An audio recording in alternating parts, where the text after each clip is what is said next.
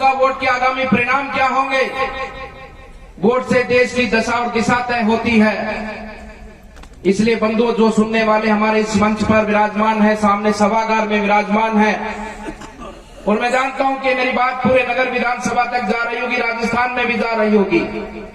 मेरा उनसे निवेदन है कि वोट हमारी बहुत जिम्मेदारी का काम है। ध्यान से समझकर, सोच बूझकर ये निर्णय करें कि वोट मेरा किसे जाना चाहिए। वोट के निर्णय कर निष्पक्ष होकर करिए, कोई पक्षपात नहीं करना। कोई मेरा भाई है, कोई मेरा भतीजा है, कोई मेरा जानकार है, कोई मित्र है, कोई दोस्त है, या वो मुझे पहचानता है या मैं उसे जानता हूं, ये विषय नहीं है वोट का।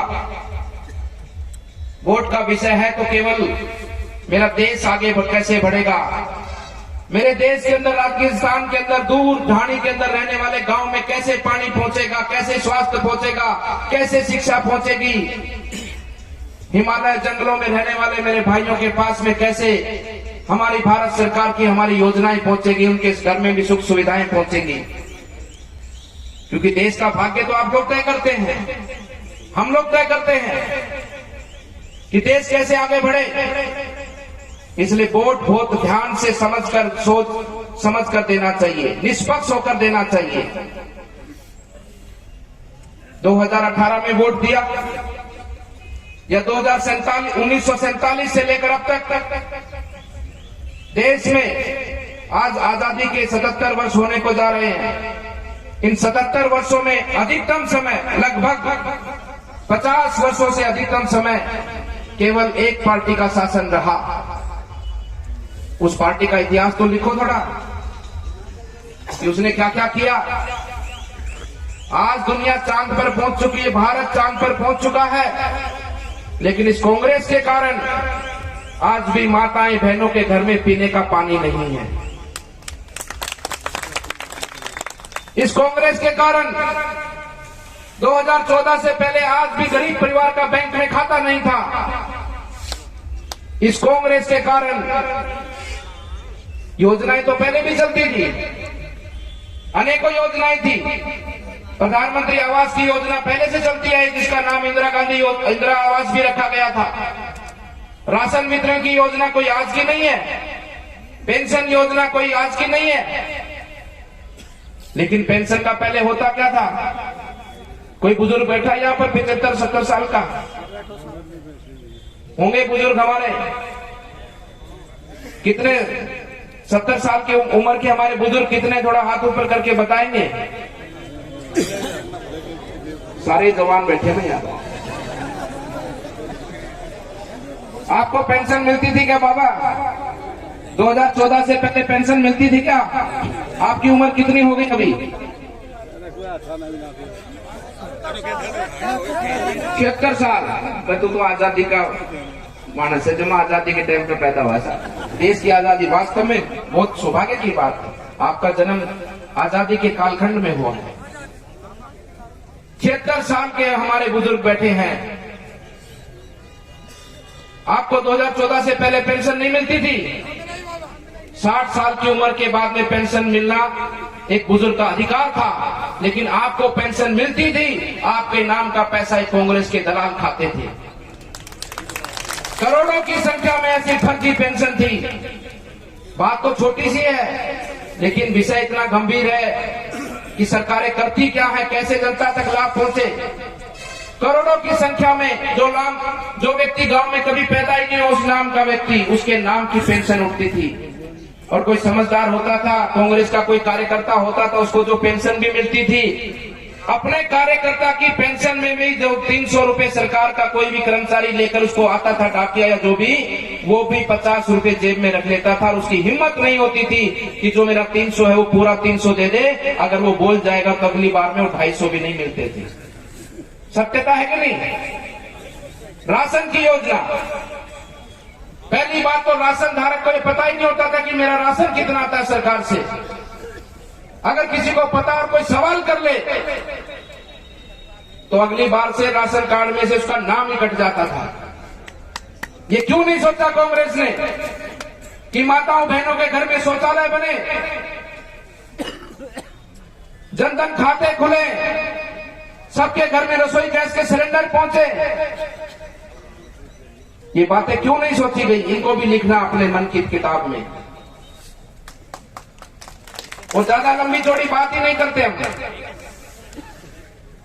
अभी 2018 की बात करते हैं।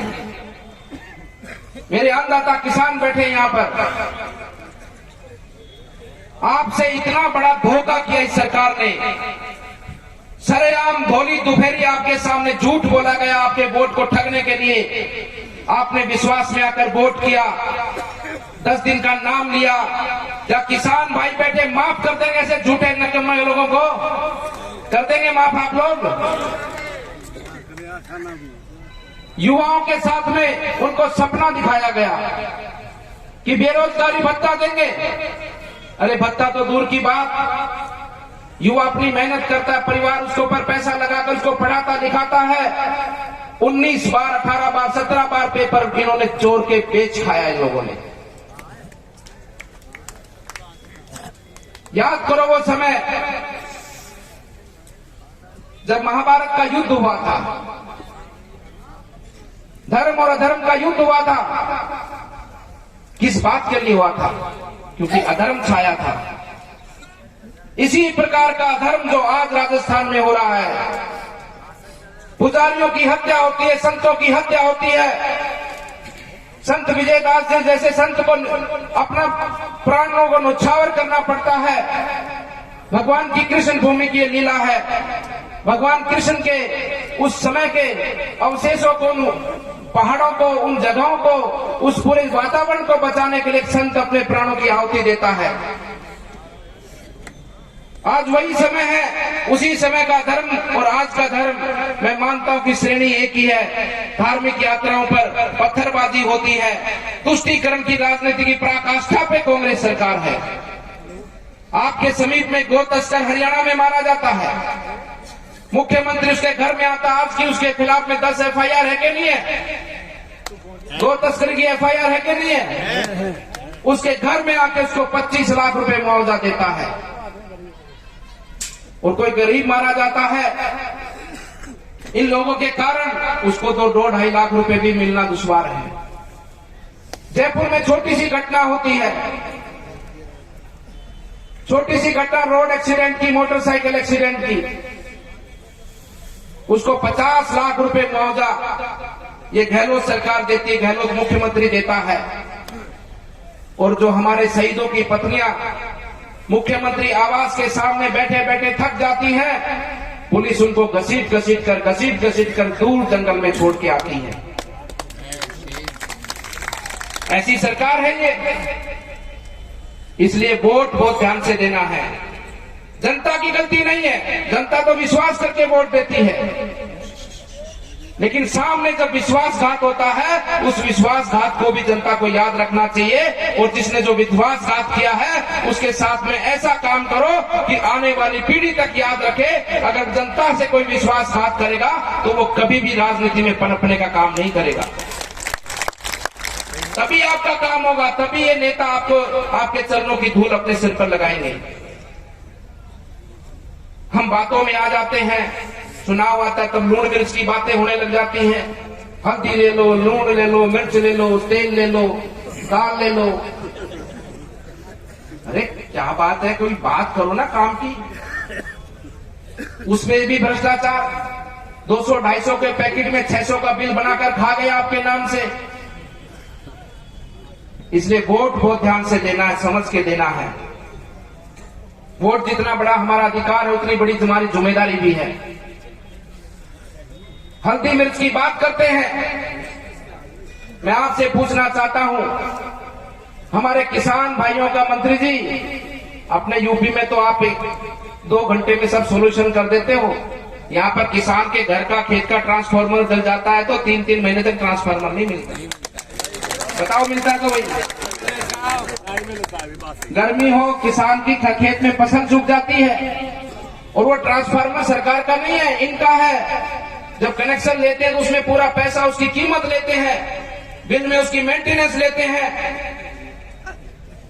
और कहां गहलोत विकास की बात करते, जो ट्रांसफार्मर एक किसान को नहीं दे सकते, घर को नहीं दे सकते।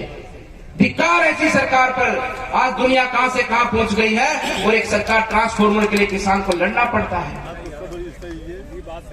इसलिए बंधुओं, वोट ध्यान से देना है।